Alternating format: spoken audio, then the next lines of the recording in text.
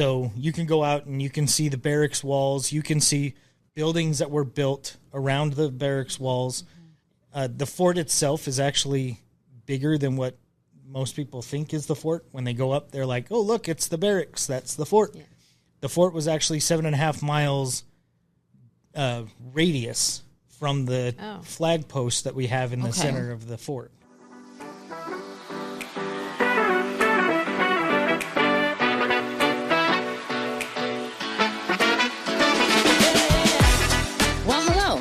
You're listening to Oh My Omaha, the podcast, where we uncover inspiring things about our community through the stories of inspiring people who call it home.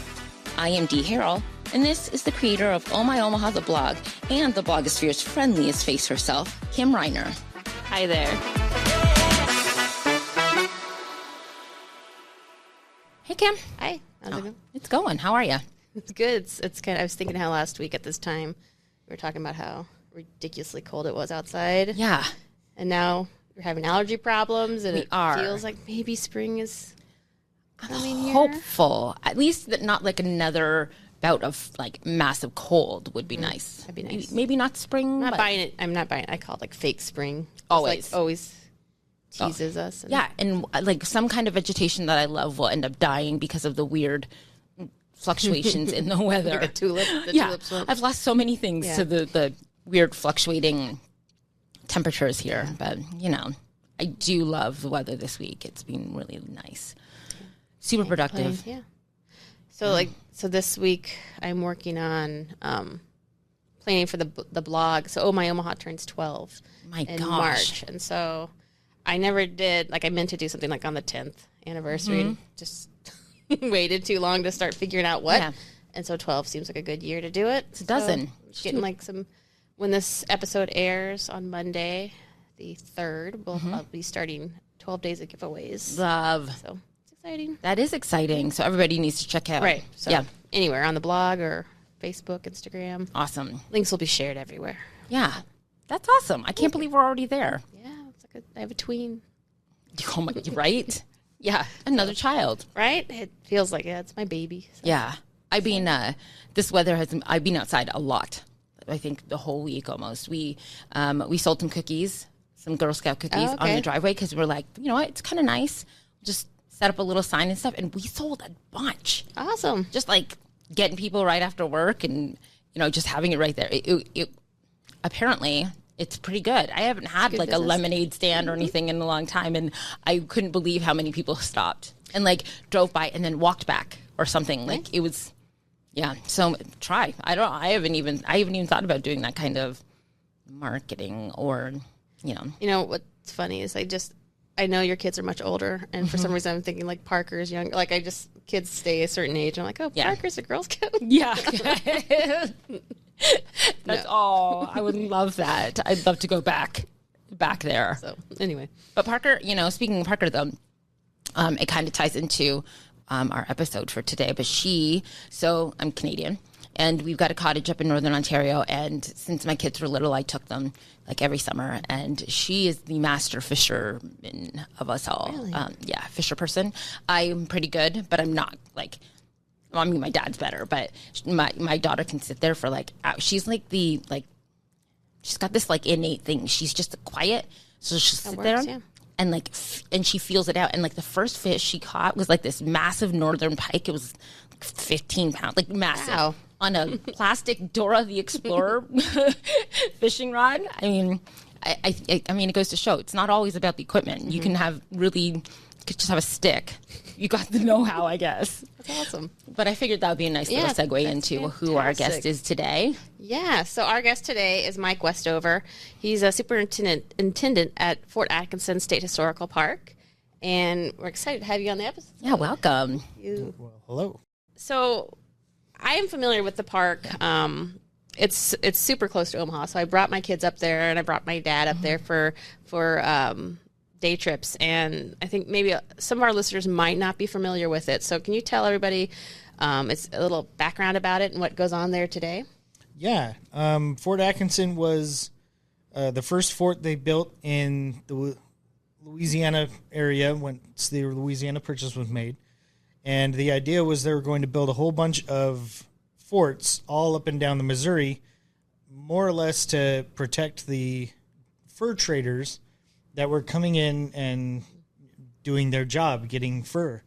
The problem was, at the time, a lot of the natives were helping out with the English and the French in their fur trade, and they were being coaxed into attacking the American colonists as they were going and doing their fur trade, so they could stop them from heading out that way and doing it. But they wanted to stop that fight from happening. So they put out forts to basically just kind of say, hey, we're allowed to be here now. And along with what Lewis and Clark did, they were trying to do it in a non-aggressive manner. They were trying to go out and basically just become friends with the natives. The fort itself was actually built because when Lewis and Clark went north on the Missouri, they stopped at that spot, and the bluff that it's built on were the Council Bluffs. And the city Council Bluffs was named in honor of those bluffs. But that is the Council Bluff that they were on when they wrote in their journals this would be a good place for a fort. So they came up and found that after 13 years of them not going up there, but I think it was 15 years after Lewis and Clark was on that property, they went up there and built Fort Atkinson. And so today, that fort still stands, right? Or is It's it kind of not the original fort. Okay. As with most wooden structures built forever ago, it burned down. Okay. So that is gone.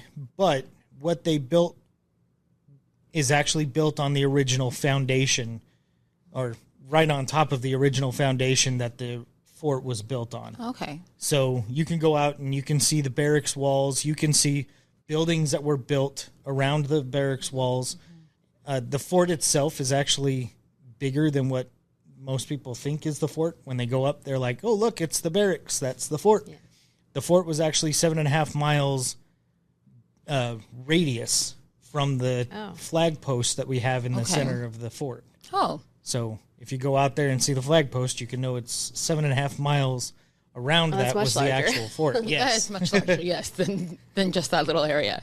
So my favorite time to go is the reenactment weekends. And I think it's pretty unique to the area. I think once you get... There are a couple other historical sites in Nebraska that have those kind of weekends, but tell everybody what goes on during that season. What we have is a living history, and what is really cool is right now we actually do get to include some reenactments that go along with it, which they do every single year, but because the fort was literally open 200 years ago, they are doing reenactments of events that happened 200 years ago.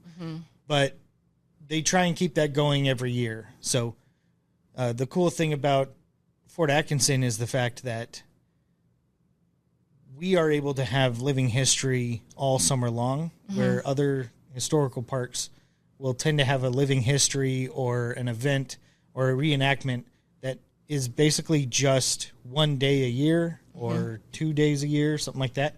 Our living history group shows up at the beginning of every month throughout the summer. So May through October, you'll have living history that you can go and check out. And then even in November, they do what's called a candlelight tour, where you can go in and see what it would look like at night with no electricity, just the candlelight around the areas, and they still try to keep it themed to what happened, 200 years ago. Got it. That's cool. I want to do that one, the candlelight tour. Have you gone to one of those weekends? I've gone to one of the weekends, yes, but I haven't done the candlelight. Yeah. That'd be cool. Sounds neat. It does sound really neat. But yeah, so okay, can you, to differentiate, I mean, for people who might not know, what creates or what are the tenets for it being a historical national park as opposed to just like a regular national park? You know, is there any specific, like obviously because it's the fort, but I as it goes throughout the country, is there any, like, could it just be, does it have to be marked by a massive historical event, or could it just be historical because of the trees that are indigenous there, or what, I'm just kind of brainstorming that. I actually like that question because since I have a huge interest in history, I've worked at your more nature-oriented parks, and I've found that you can still consider it a major part of history when you're looking at it. And a lot of the stories you're telling, even with nature, there's a history to it. So I do like that question. Cool. But usually historical parks, especially for America, they are major sites where something important happened throughout the history of the country itself. Right. And that may not include the European involvement. That could include something that was pre-European involvement. That could be such as some of your national parks, like I'm trying to remember the name of the one in New Mexico. We'll just go with the one in Arizona, Montezuma's Castle. Those are the cliff dwellers. Yeah. And those predated European involvement by quite a few years. Yeah, absolutely. But that's a historical park. And whereas some of the nature parks, you can sit there and talk about the history of how that park was created through nature. Yeah. And that's still its history. That still is an important part of it. But yeah, normally it's sites where there's more of a human interaction. Right. Which is ironic. Yeah, right. With it being a park and all, I'm just... So you've worked at state parks around the country. Yeah. Talk about some of those parks and how they compare to where you're at now. So I've worked in parks in Utah, Arizona, and Idaho, and then moved here. And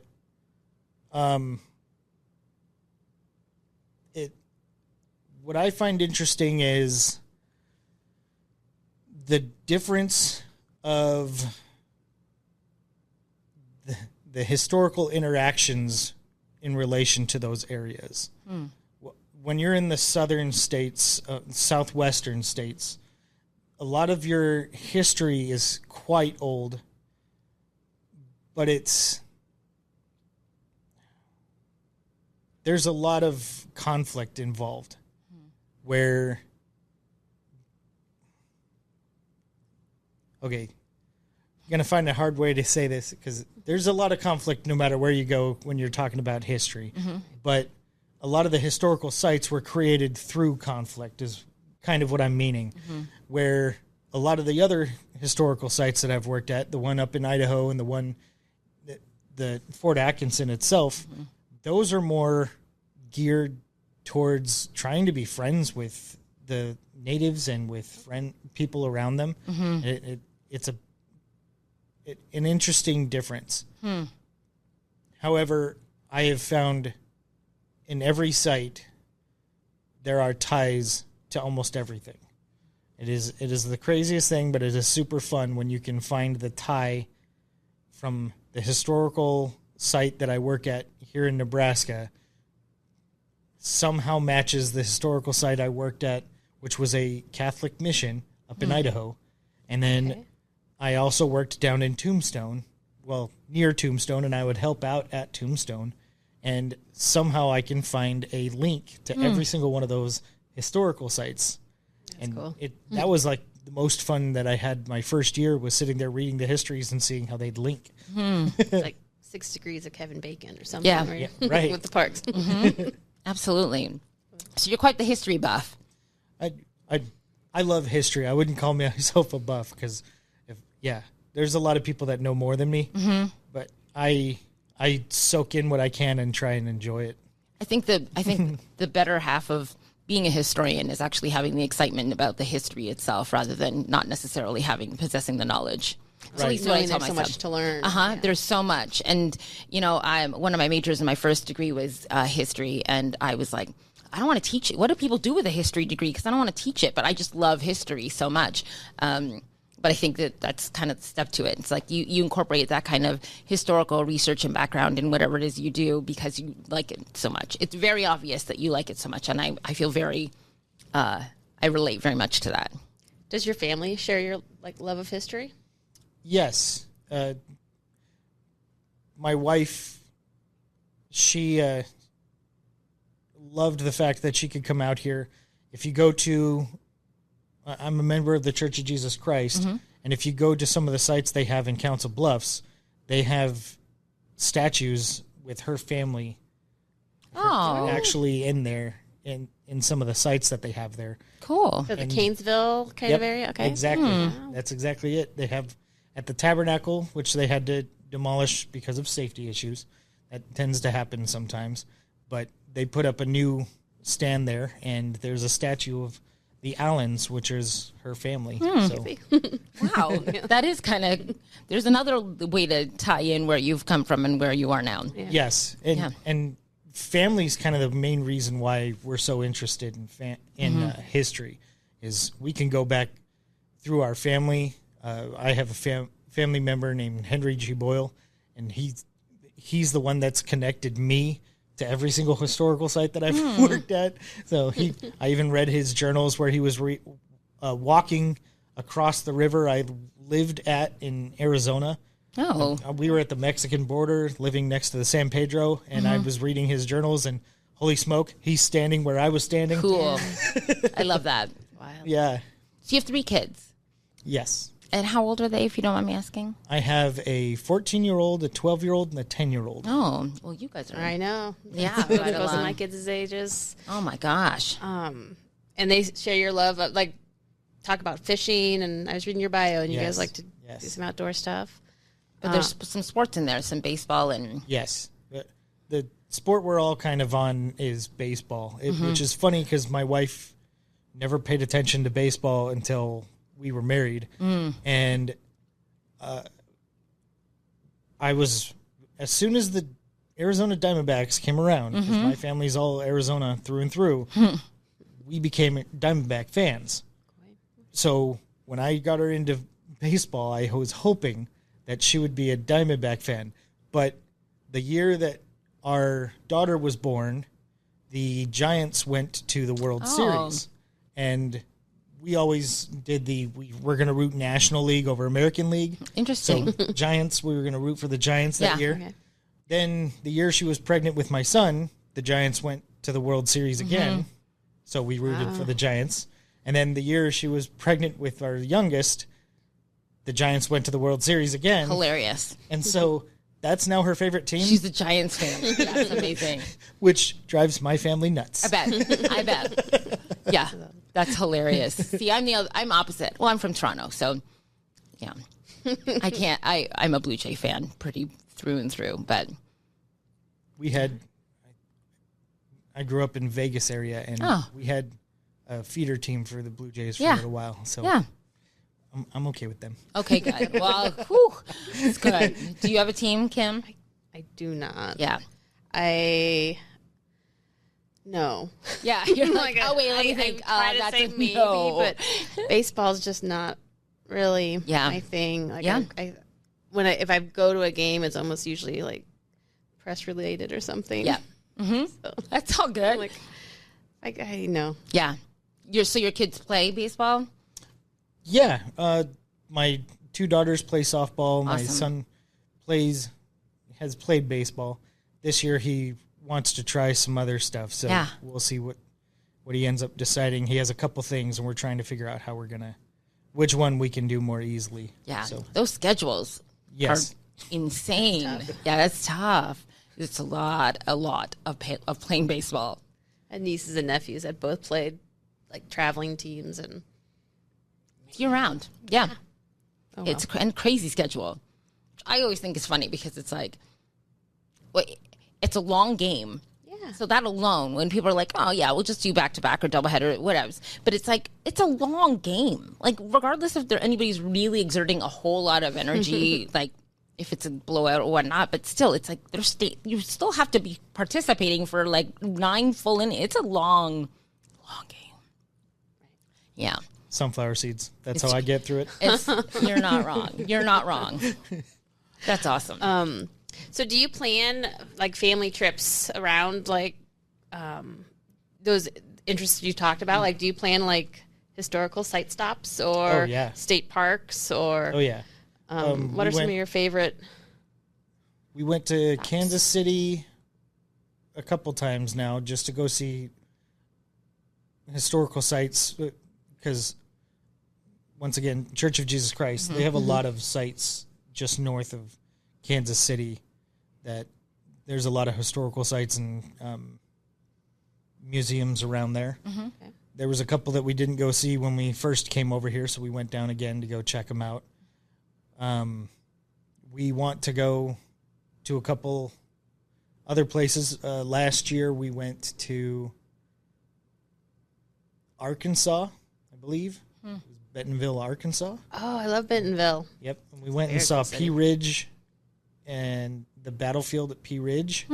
And it was the first legitimate historical site for a Civil War battle that I've ever seen, which is, I have to be very careful how I say that. That's why it seemed very specific, because I worked at a site where there was a Civil War battle. It was near Tucson, and we had to go and help at it. And apparently they have a battle site there that was the furthest west battle in the Civil War. Yeah, the site used to do reenactments of the battle, but reenactments have kind of died off for battles, especially because there's a lot of logistics when you're dealing with a lot of guns. Recent news stories of, movies where they accidentally have it loaded. It's a lot harder to do that when you have hundreds or even thousands of people with guns that you're trying to mitigate who doesn't have real ammo inside it and things. So it gets a little harder.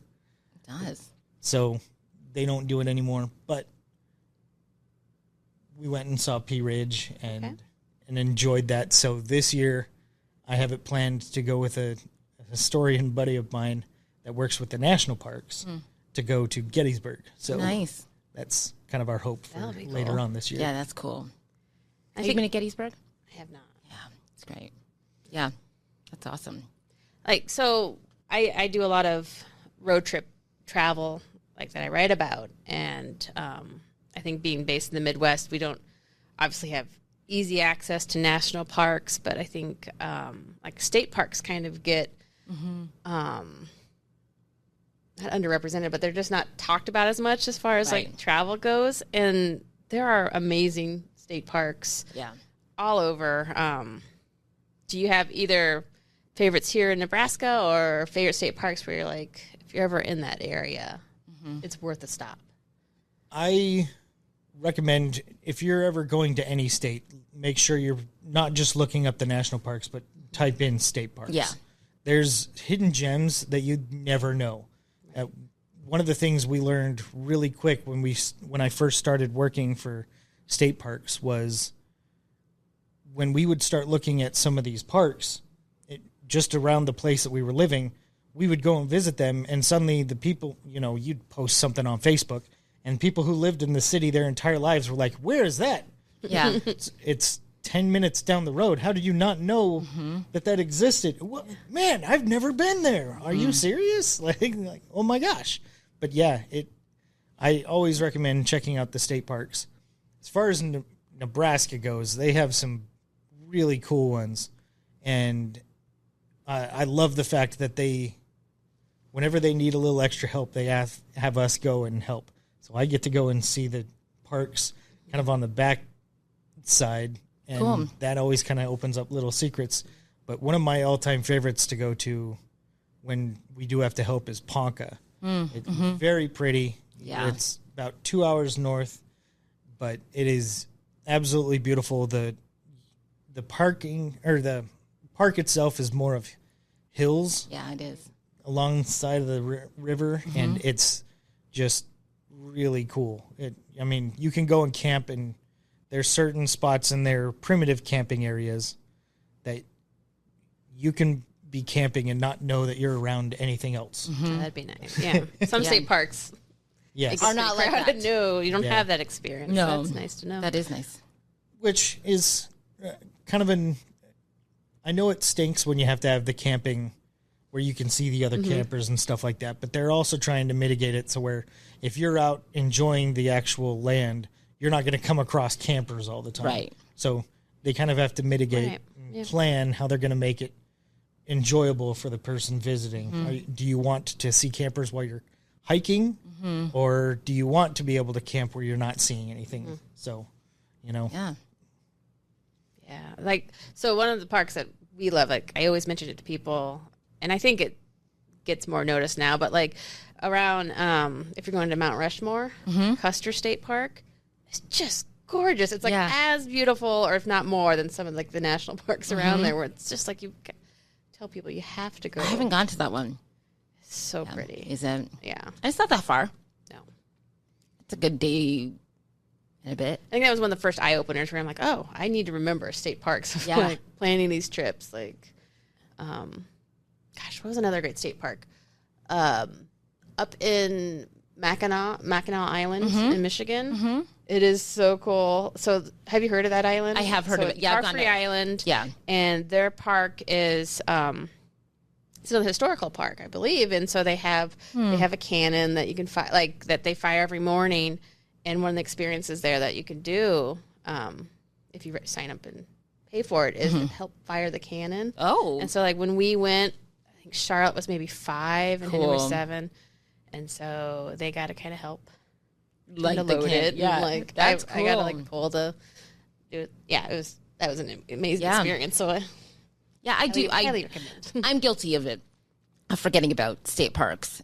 Not forgetting about. It's just a matter of like, oh yeah, like there's that. Like but I have no complaints. There, I definitely see like the difference in I guess size or the utility of the park itself. If there's like a swimming hole that everybody go, you know what I mean? Like it's so different if it's one where it's a day trip, swim, blow up, obstacle situation, as opposed to, great hiking trails and horseback riding and, but I do like that variety. I like that there's lots to choose from. You could go somewhere like, I can't think of which park I'm thinking of, but like you could go to a state park and go swimming, right? And then have a cabin in a different one where it's more in the hills and you get to have a different, more of an experience. It's just, we're really fortunate.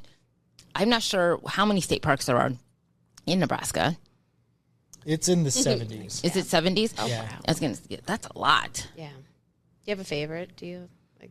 I mean, I do love, Mahoney's great. What's the other one? Starts with an M. I'm going to forget it. There's a couple of them. Yeah. There's like Maloney, there's McConaughey. McConaughey, that's the one That's I was thinking probably of. the one, yeah. Yeah. I love going there. The camping's nice. Shower houses are nice. And pretty much there's so much water that you get to be on the water all day kind of thing. So I kind of dig that. Have you gone How about to you? Fort Robinson? Uh-huh. That Yeah. was the most unique of all the parks. I feel like Yeah. and it's in just a really cool area of Nebraska. So when like this eastern side, Yeah. I like. That's good. kind of when you were talking about that. There's a lot of the times I feel like state parks have been able to sneak under the radar and steal spots that could make a great national park, but we somehow managed to grab this one, and so we get to keep it. Yeah. And Fort Robinson is one of those that I think is one of those that's lucky because they have all the mountains around it, the beautiful history mountain and- range Yeah. and everything. And the state park has a herd of bison at the state park. You can go and see that they keep running out in the open there. That's cool. So how long have you been in Nebraska or in Omaha? 3 years, coming up to 4. So Cool. I could do it by season, so this is my 4th season. Yeah. And so it's hard to like really keep in mind on it, but this is 3 years. I get it. Seasons or, people are like 4th quarter or whatever. Yeah, Right. I get it. So since you've been here for just a handful of years, what are some of the things or places in Omaha that you guys like, that you and your family like to frequent? A lot of the museums. Yeah. That's kind of what, we tend to get year passes for the museums. The Durham Museum, we've had a year pass, I think, every year we've been here. Cool. We got a year pass for the Science Museum that just opened. Humanarium? When that opened. Love that one. Just got to check out the Children's Museum just recently. Nice. Thought that was pretty fun and involved. It was it's fun. awesome. And then, of course, the historical sites. Being that we have a main stop for Lewis and Clark, the fact that the Lewis and Clark Trail National Historic Trail Site, I think is what it's called, is right there in Omaha, right at the Bob's Parade. Mm-hmm. I think that's another one where people don't realize is here in Omaha. That little, it's a small space, but it's a cool place to visit. Just go check it out. And we have the oldest log cabin or log building in the nation, in Old Bellevue. Bellevue, right? Yeah. Yep. Awesome. Random historical facts about Omaha. Right. What about places to eat or for like entertainment?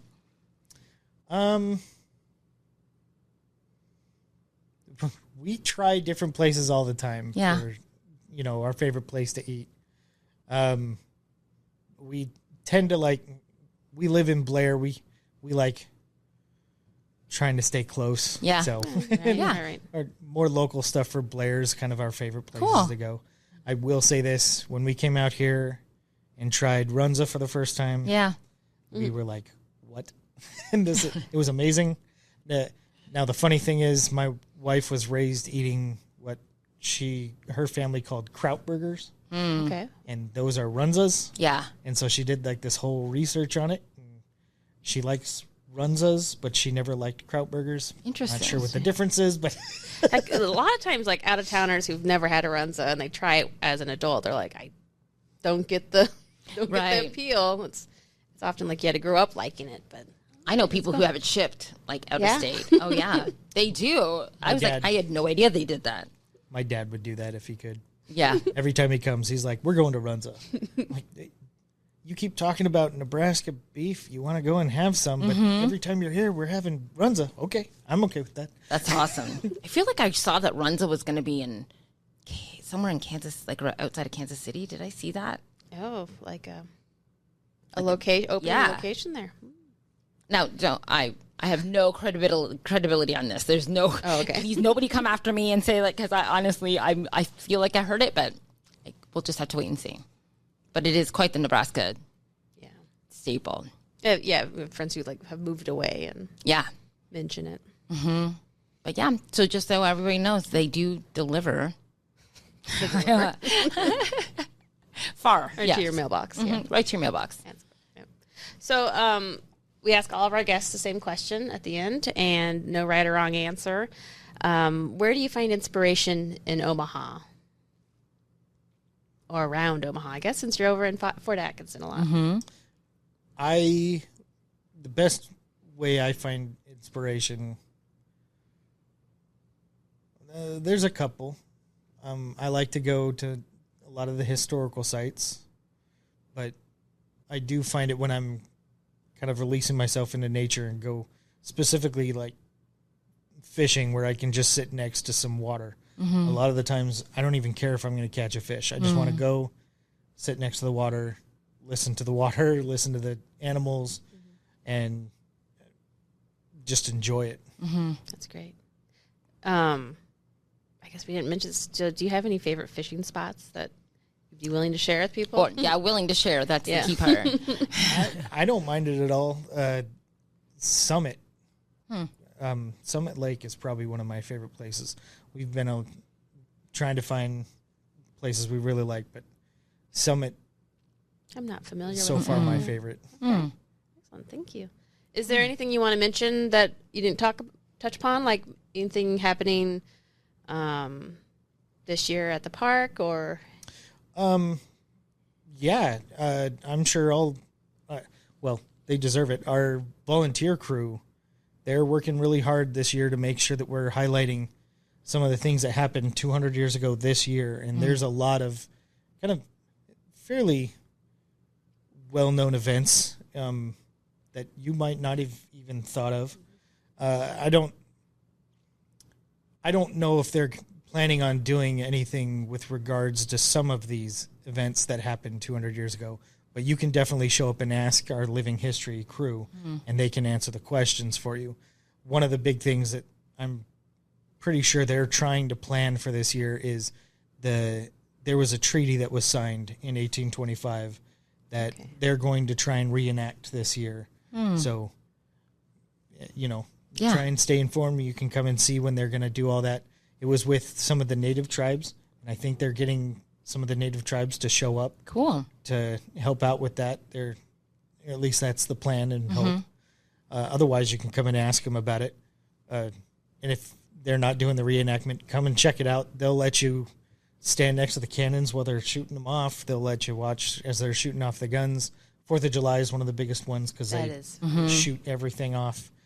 But one of the stories that most people somehow know about but don't realize that it had a major link to the fort was a man named Hugh Glass.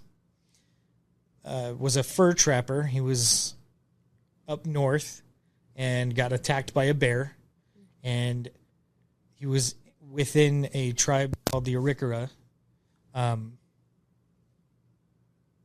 They were kind of violent, so they were trying to stay away from him.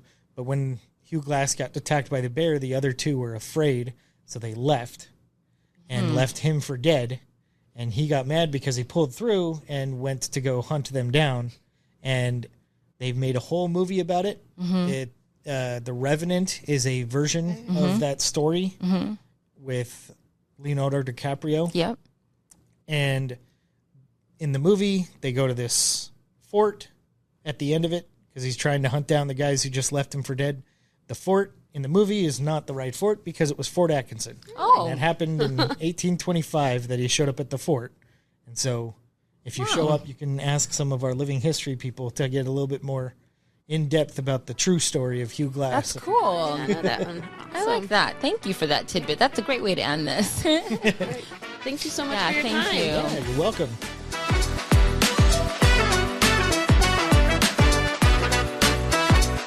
Thanks for listening to Oh My Omaha, the podcast. We want to thank our guest, Hurrdat Media, all of you for your support, and the Omaha community at large. So from D&I, keep on exploring.